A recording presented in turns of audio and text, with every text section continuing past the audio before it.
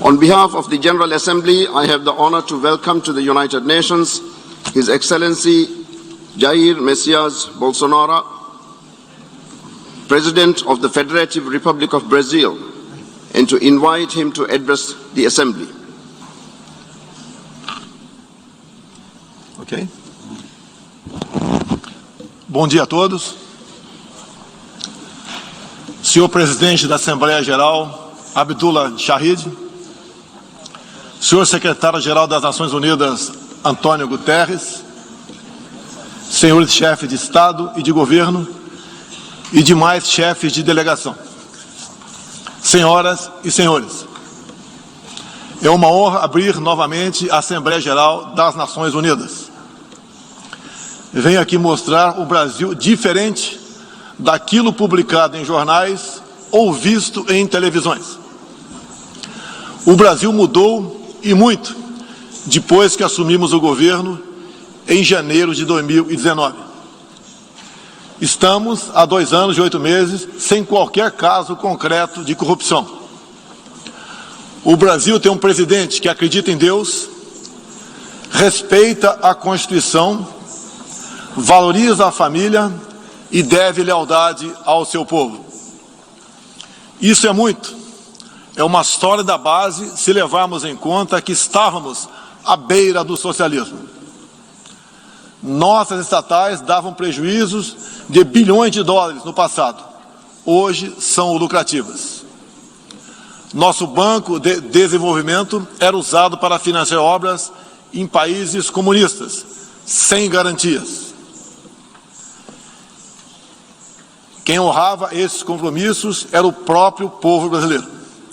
Tudo isso mudou. Apresento agora um novo Brasil, com sua credibilidade já recuperada diante do mundo. O Brasil possui o maior programa de parceria de investimentos com a iniciativa privada de sua história.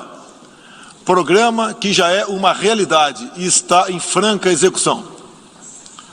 Até aqui foram contratados 100 bilhões de dólares de novos investimentos e arrecadados 23 bilhões de dólares em outorgas. Na área de infraestrutura, leiloamos para a iniciativa privada 34 aeroportos e 29 terminais portuários.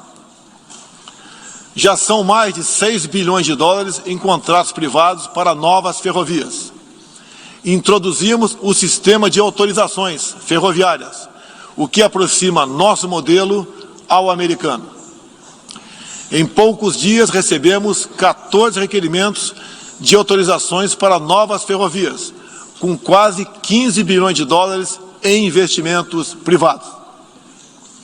Em nosso governo, promovemos o ressurgimento do modal ferroviário.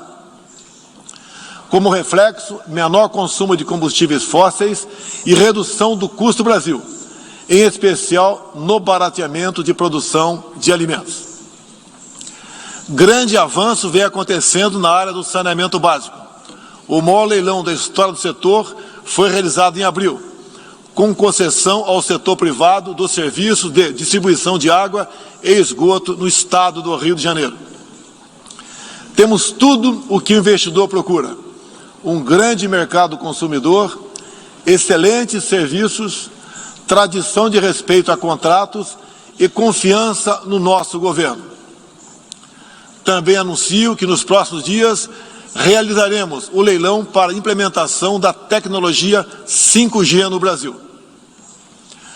Nossa moderna e sustentável agricultura de baixo carbono alimenta mais de 1 bilhão de pessoas no mundo e utiliza apenas 8% do território nacional. Nenhum país do mundo possui uma legislação ambiental tão completa quanto a nossa. Nosso Código Florestal deve servir de exemplo para outros países. O Brasil é um país com dimensões continentais, com grandes desafios ambientais. São 8,5 milhões de quilômetros quadrados, dos quais 66%, 2/3, são vegetação nativa, a mesma desde o seu descobrimento em 1500. Somente no bioma amazônico, 84% da floresta está intacta, abrigando a maior biodiversidade do planeta. Lembro que a região amazônica equivale à área de toda a Europa Ocidental. Antecipamos de 2060 para 2050 o objetivo de alcançar a neutralidade climática. Os recursos humanos e financeiros destinados ao fortalecimento dos órgãos ambientais foram dobrados, com vistas a zerar o desmatamento ilegal. E os resultados desta importante ação já começaram a aparecer. Na Amazônia, tivemos uma redução de 32% do desmatamento no mês de agosto, quando comparado a agosto do ano anterior. Qual país do mundo tem uma política de preservação ambiental como a nossa? Os senhores estão convidados a visitar a nossa Amazônia. O Brasil já é um exemplo na geração de energia, com 83% advinda de fontes renováveis. Por ocasião da COP26, buscaremos consenso sobre as regras do mercado de crédito de carbono global. Esperamos que os países industrializados cumpram efetivamente seus compromissos com o financiamento de clima em volumes relevantes. O futuro do emprego verde está no Brasil. Energia renovável, agricultura sustentável, indústria de baixa emissão, saneamento básico, tratamento de resíduos e turismo. Ratificamos a Convenção Interamericana contra o Racismo e formas correlatas de intolerância. Temos a família tradicional como fundamento da civilização. E a liberdade do ser humano só se completa com a liberdade de culto e de expressão. 14% do território nacional, ou seja, mais de 110 milhões de hectares, uma área equivalente à Alemanha e França juntas, é destinada às reservas indígenas. Nessas regiões, 600 mil indígenas vivem em liberdade e cada vez mais desejam utilizar suas terras para agricultura e outras atividades. O Brasil sempre participou em missões de paz da ONU, de Suez até o Congo, passando pelo Haiti e Líbano. Nosso país sempre acolheu refugiados. Em nossa fronteira com a vizinha Venezuela, a operação acolhida do governo federal já recebeu 400 mil venezuelanos deslocados devido à crise político-econômica gerada pela ditadura bolivariana. O futuro do Afeganistão também nos causa profunda apreensão. Concederemos visto humanitário para cristãos, mulheres, crianças e juízes afegãos. Nesses 20 anos dos atentados contra os Estados Unidos da América, em 11 de setembro de 2001, reitero nosso repúdio ao terrorismo em todas as suas formas. Em 2022, voltaremos a ocupar uma cadeira no Conselho de Segurança da ONU. Agradeço aos 181 países, em um universo de 190, que confiaram no Brasil. Reflexo de uma política externa séria e responsável, promovida pelo nosso Ministério das Relações Exteriores. Apoiamos uma reforma do Conselho de Segurança da ONU, onde buscamos um assento permanente.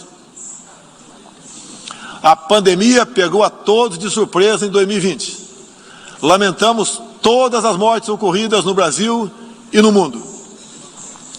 Sempre defendi combater o vírus e o desemprego de forma simultânea e com a mesma responsabilidade. As medidas de isolamento e lockdown deixaram um legado de inflação, em especial nos gêneros alimentícios no mundo todo. No Brasil, para atender aqueles mais humildes, obrigados a ficar em casa por decisão de governadores e prefeitos e que perderam sua renda, concedemos um auxílio emergencial de $800 para 68 milhões de pessoas em 2020. Lembro que terminamos 2020, ano da pandemia, com mais empregos formais do que em dezembro de 2019, graças às ações do nosso governo com programas de manutenção de emprego e renda que nos custaram cerca de 40 bilhões de dólares. Somente nos primeiros 7 meses deste ano, criamos aproximadamente 1.800.000 novos empregos. Lembro ainda que o crescimento para 2021 está estimado em 5%. Até o momento, o governo federal distribuiu mais de 260 milhões de doses de vacinas e mais de 140 milhões de brasileiros já receberam, pelo menos, a primeira dose, o que representa quase 90% adulta. 80% da população indígena também já foi totalmente vacinada. Até novembro, todos que escolheram ser vacinados no Brasil serão atendidos. Apoiamos a vacinação. Contudo, o nosso governo tem se posicionado contrário ao passaporte sanitário ou a qualquer obrigação relacionada à vacina. Desde o início da pandemia, apoiamos a autonomia do médico na busca do tratamento precoce, seguindo recomendação do nosso Conselho Federal de Medicina. Eu mesmo fui um desses que fez tratamento inicial. Respeitamos a relação médico-paciente na decisão da medicação a ser utilizada e no seu uso off-label. Não entendemos porque muitos países, juntamente com grande parte da mídia, se colocaram contra o tratamento inicial. A história e a ciência saberão responsabilizar a todos. No último 7 de setembro, data da nossa independência, milhões de brasileiros, de forma pacífica e patriótica, foram às ruas, na maior manifestação de nossa história. Mostrar que não abre mão da democracia, das liberdades individuais e de apoio ao nosso governo. Como demonstrado, o Brasil vive novos tempos. Na economia, temos um dos melhores desempenhos entre os emergentes. Meu governo recuperou a credibilidade externa e hoje se apresenta como um dos melhores destinos para investimentos. É aqui, nesta Assembleia Geral, que vislumbramos um mundo de mais liberdade, democracia, prosperidade e paz. Que Deus abençoe a todos.